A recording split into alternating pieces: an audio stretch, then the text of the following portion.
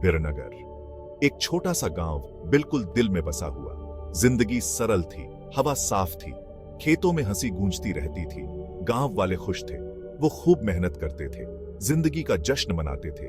बिरनगर शांति का ठिकाना था, एकता की जगह थी। सूरज हरे भरे खेतों में उगता था, चिड़ियां अपनी सुबह की गीत गाती थीं, औरतें कुएं पर इकट्ठा होती थीं, कहानियां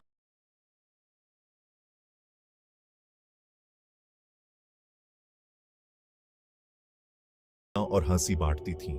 मर्द खेतों में काम करते थे, उनके चेहरे पर धूप का रंग चढ़ा होता था। बच्चे बड़ों की नजरों के नीचे खेलते थे। जिंदगी एक जश्न थी। हर शाम पूरा गांव इकट्ठा होता था। वो तारों वाले आसमान के नीचे कहानियां सुनाते थे। बड़े लोग बहादुरी और प्यार की कहानियां सुनाते थे, बच्चे बड़ी बड़ी आंखों से सुनते थे। जिंदगी सरल थी लेकिन खूबसूरत थी। बिरनगर एक आश्रम था, बाहरी दुनिया से अछूता। यहाँ के लोग कुदरत के साथ मिलजुल कर रहते थे। वो जमीन की इज्जत करते थे, मौसमों का जश्न मनाते थे। बिरनगर बस एक गांव नहीं था, ये एक परिवार था। एक दिन एक गाड़ी आई, ये देखने वाली बात थी। गांव वालों ने इससे पहले ऐसी चीज नहीं देखी थी। गाड़ी चमकदार और सिल्वर रंग की थी, दोपहर की धूप में चमक रही थी। सबकी नजरें इस पर टिकी हुई थी। ये अजनबी लोग कौन थे? गांव के बाहर आकर गाड़ी रुकी। उसमें से एक परिवार निकला, एक आदमी, एक औरत और एक छोटा सा बच्चा।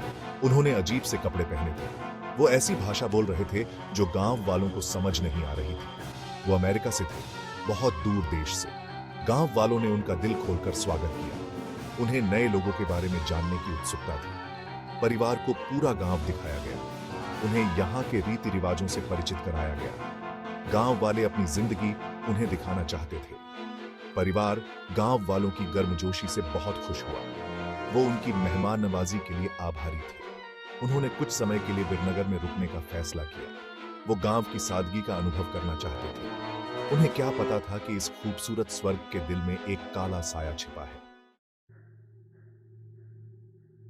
अमेरिकन परिवार अपनी नई जिंदगी में सेट होने लगा।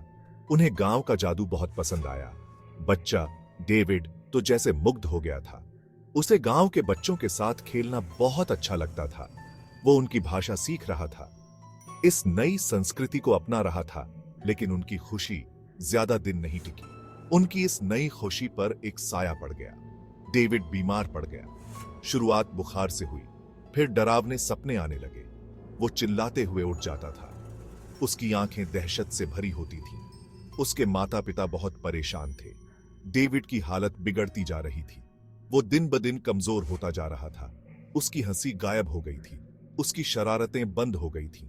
उसके माता पिता लाचार हो गए थे। उन्होंने गांव के बड़ों से मदद मांगी। बड़ों को चिंता हुई। उन्होंने पहले कभी ऐसी बीमारी नहीं देखी थी। उन्होंने देसी इलाज बताए। उन्होंने डेविड के ठीक होने की दुआ की, लेकिन कुछ भी असर नहीं कर रहा था। डेविड की तबीयत बिगड़ती जा रही थी। सबके दिलों में डर बैठ गया।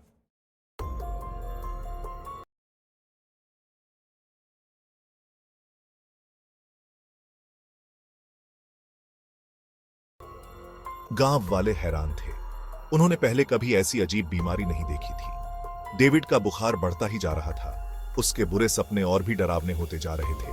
वो नींद में कुछ बुदबुदाता था। कभी कभी उसकी आवाज अलग लगती थी, बूढ़ी सी और भी खौफनाक। गांव वाले आपस में फुसफुसाते थे। कोई पुराने श्राप की बात करता था, कोई बुरी आत्माओं को दोष देता था। डर और अंधविश्वास ने बिरनगर पर अपना साया फैला दिया था। कभी शांत रहने वाला गांव अब डर के साए में जी रहा था। डेविड के माता पिता पागल हो रहे थे। उन्होंने शहर जाकर डॉक्टरों को दिखाने का फैसला किया। वो डेविड को सबसे अच्छे अस्पतालों में ले गए। उसके अनगिनत टेस्ट हुए, लेकिन डॉक्टर भी हैरान थे। उन्हें उसकी हालत की कोई वजह समझ नहीं आ रही थी। दवाइयों का कोई असर नहीं हो रहा था। डेविड की तबीयत बिगड़ती जा रही थी। उसके माता पिता उम्मीद खोते जा रहे थे। वो दवाइयों की दुनिया और गांव के अंधविश्वास के बीच फंसे हुए थे। वो बस अपने बच्चे के लिए इलाज चाहते थे। वो कुछ भी करने को तैयार थे।